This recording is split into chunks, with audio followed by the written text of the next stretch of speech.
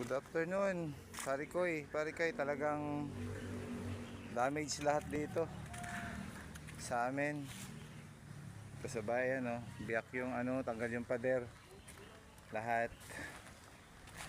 Damage ng lindol.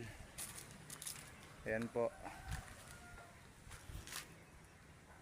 Pinasak talaga ng lindol. Malakas, ayan.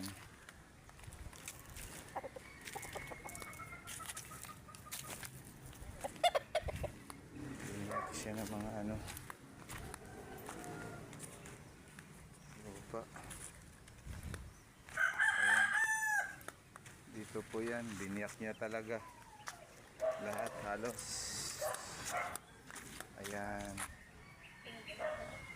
Yung damage. Sobra yung damage dito.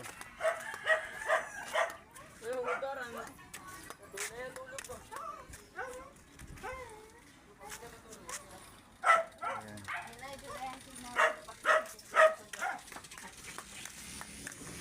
Wala. Kasama yan. Pipak sa loob ng bahay. Tingin doon. Hiniba niya lahat. Sobra. Pasok.